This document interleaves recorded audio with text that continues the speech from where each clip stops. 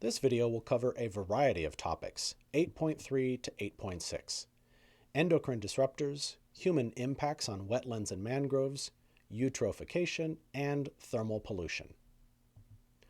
Like air, water is particularly susceptible to pollution. Earth's oceans, as well as groundwater, can be considered a commons because of the ease with which it moves and never really belonging to one area or another. Unlike air, the movement of water in deep underground aquifers can be difficult to track, and were it to be polluted, the distribution of those pollutants could be widespread. Pollutants can be chemical, such as with pesticides and acidic compounds, or physical, like sediment. They can even result in changes to the temperature of water. Like any pollutant, when in great enough concentrations, they can cause harm to living things. This harm may manifest itself in affecting the growth rate of a population, slowing it down, or perhaps even leading to a decline. They could also interfere with ecosystem services and have long-term effects, even for organisms that don't live in water. In all mammals, birds, fish, and many other types of animals, the endocrine system is used as a chemically based messaging system. Chemical messaging is also found in plants, fungi, and bacteria, although not as complex as what is found in most animals. A hormone is a type of signaling molecule produced by glands such as the pituitary, the thyroid, and the adrenal. When released by glands into the organism's body, they trigger internal changes or regulate functions such as mood and behavior, digestion and metabolism, the wake and sleep cycle, movement, growth and development, and the reproductive cycle. Endocrine disruptors, also sometimes known as hormone active agents, are chemicals that interfere with endocrine function. This interference can come in the form of hormone production, disrupting the way that hormones are secreted and transported throughout the body, or by blocking the natural effect of the hormone. Although you won't be expected to have memorized the structure of any particular endocrine disruptor, the common features of disruptors such as these ought to be apparent. They are all complex carbon-based molecules, many of which have ring and multiple ring-like structures. Research shows that many endocrine disruptors have the potential to mimic the structure of natural hormones, thereby blocking and preventing the natural response. For example, if the action of a given hormone requires that that hormone binds to receptors on a particular cell, if an endocrine disruptor possessing a similar structure to the hormone were to bind instead, the hormone wouldn't be able to, and the cell wouldn't respond to it as it should. Any system in the body that is controlled by hormones can be affected by disruptors such as these. Specifically, disruptors may be associated with learning disabilities, severe cases of attention deficit disorder, and cognitive and brain development problems as well. They are also associated with certain types of cancer, such as breast cancer, prostate cancer, and thyroid cancer. In addition to metabolically related conditions like diabetes and obesity, they also, perhaps unsurprisingly, interfere with sexually related functions as well. They have been linked to early onset menopause and sexual development problems that result in physical effects like feminization of males and masculinization of females. Ingestion is the most common mechanism by which animals are exposed to endocrine disruptors. All people are exposed to chemicals with endocrine disrupting effects, and up to 90% of that exposure is in our food. Although some are naturally occurring, those endocrine disrupting chemicals of greatest concern are found in low concentrations in literally thousands of products. Polychlorinated biphenyls, or PCBs, are found in a variety of coolants and lubricants, are a byproduct of gasoline refining, and are associated with some types of pesticides. Parabens are widely used as preservatives and are found in products such as shampoos, makeup, toothpaste, and are also used as food preservatives. Phthalates are commonly found in products like flooring, air fresheners, and some soft toys. They are known to disrupt the blood sugar maintaining system in animals and are implicated in birth defects of the male reproductive system. Perhaps one of the most recently famous, or infamous, is bisphenol A, BPA. Numerous studies have found BPA to have links with higher rates of diabetes, certain types of cancers, reproductive and neurological problems, obesity, and early onset puberty. This compound is regularly found in plastic bottles, the internal linings of metal food cans, plastic food containers, and thermal receipt paper widely used in the retail industry. In fact, nearly all plastic products, including those that are advertised as BPA-free, have been found to release endocrine disrupting chemicals. Since being banned, the level of certain compounds in humans, like PCBs and the pesticide DDT, have been declining. PCB levels are about 1/100th of what it was in the 1980s.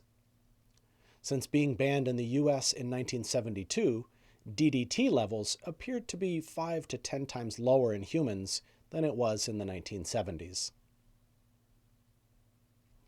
You may recall from an early unit at the beginning of the year that wetlands are habitats covered by water for at least part of the year. Wetlands occur naturally on every continent and can be water that is fresh, salty, or brackish, meaning slightly salty.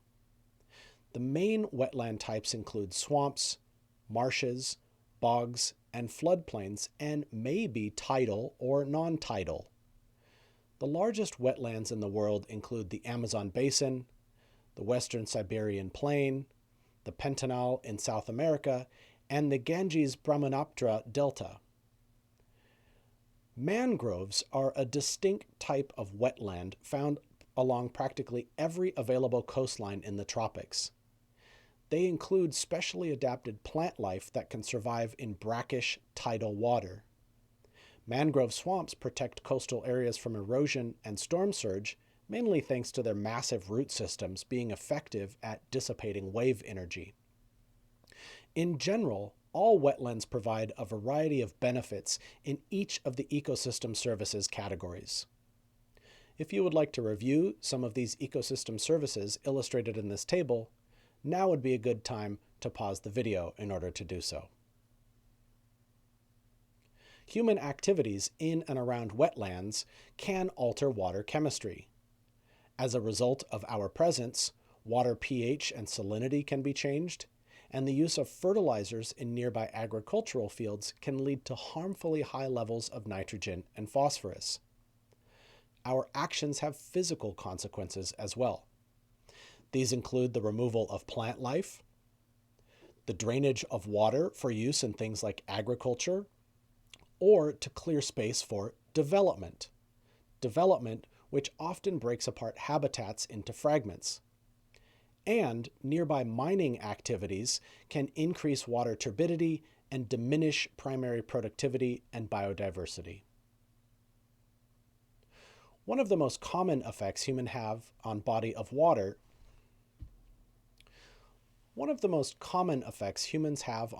water has to do with the nutrient content found within them. But first, let's take a look at a few definitions. We measure the nutrient content of bodies of water and classify them based on that nutrient content. The first category is oligotrophic. An oligotrophic body of water, like a pond or lake, is one that has relatively low nutrient content. Because of that low nutrient content, that also means that its primary productivity, or photosynthetic output, is also low. Each of these subsequent levels, like mesotrophic and eutrophic, essentially increases the amount of nutrients as we go up the levels. That also means that primary productivity is increasing and water quality therefore decreases. The amount of nutrients in the body of water can be increased under natural processes. Air and water are constantly moving around nutrients. When rivers flood, they can bring in new nutrients from upstream to downstream, and that would of course increase primary productivity. What we are going to focus on, however, are the most damaging effects of eutrophication, the ones caused by humans. We refer to this as cultural eutrophication because it's our actions and activities that are resulting in the increases of nutrient content. Industrial practices, the discharge of waste, and especially agricultural runoff can lead to the increase of certain nutrients, like nitrogen and phosphorus, finding their way into bodies of water. It's those nutrients that are associated with the eutrophication process. Eutrophication, or the introduction of excessive nutrients, has the potential to cause some pretty serious consequences. Beginning with algal blooms, those higher levels of nutrients allow for fast-growing organisms, like algae, to sequester those nutrients so fast that they're able to grow near or at their intrinsic growth rate. As those algae grow and photosynthesize, there is an increase in the amount of oxygen in the water, but there's also an increase in cloudiness or turbidity of the water.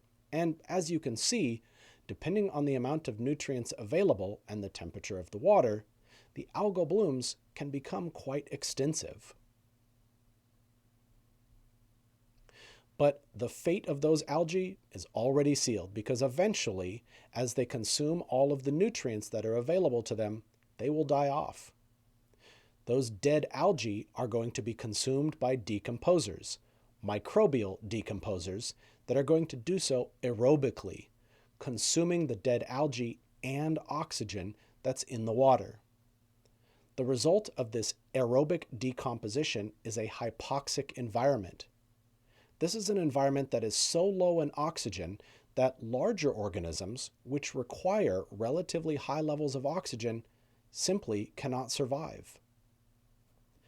Algal die-offs can lead to dead zones that are quite expansive. Not only can they be really large, but in some places where cultural runoff is a regular process, these dead zones can also be cyclical in nature. If we take a look at the Mississippi River and the Mississippi River Basin, we know that the entire central portion of the U.S. is occupied by farms and agriculture. So any excess nutrients or fertilizer that are used in those areas are going to eventually find their way to the Gulf of Mexico, which would lead to a massive algal bloom. Eventually, a large die-off event will occur, leading to a hypoxic environment where larger forms of life simply won't be able to live for a period of time. To provide some perspective on this map, you can see Houston on the left side and Louisiana on the right. This map is just over 200 kilometers wide. In addition to the influence on water chemistry by humans, other abiotic factors such as salinity and pH of water are also influenced by our activity. One unique effect that we have is on the temperature of water. Aquatic organisms living within a particular habitat are well adapted to survive within the range of temperatures normally present. In tropical water that is relatively warm, organisms have features and characteristics that allow them to survive at those temperatures. On the other hand, organisms that live in a polar region are well adapted to surviving in much cooler water. Our activities have a direct impact on the stability of ecosystems when abiotic factors are altered. The influence of human activity on the temperature of water, such as that in lakes and ponds, rivers and streams, generally exists in one of two categories. The first consequence of an alteration of water temperature has to do with the availability of oxygen within that water. As illustrated in this graph, it can be observed that warmer water has a lower capacity for dissolved oxygen than cool water. This means that as temperature rises, oxygen-requiring organisms will begin to suffer harm if they aren't able to acquire the oxygen that they need. With changes in temperature comes the possibility of it increasing to a point outside of an organism's tolerance range. The table here shows a variety of fish species and the maximum temperatures at which they can grow, at which they can survive, as well as the maximum temperature for spawning and embryonic development. About 75 to 82% of thermal pollution is a byproduct of electricity generation by power plants. The water that is used for cooling purposes and generating steam may be released back into the environment at a much warmer temperature. The remainder of thermal pollution is from industrial sources such as steel mills, oil refineries for producing gasoline and diesel fuel, and from pulp and paper mills. Efforts to mitigate the negative effects of thermal pollution include the use of structures like cooling towers and cooling ponds. A cooling pond is an artificially constructed body of water formed for the purpose of allowing water to cool somewhat before it's released back into the natural body of water. A second mitigation process is cogeneration. In cogeneration, rather than releasing the warm water directly back into the environment, it is used to heat buildings such as the factory or power plant itself, or even nearby buildings that are connected by a plumbing system. That brings a close to our look at these 4 topics. I appreciate your viewership. Until next time, take care.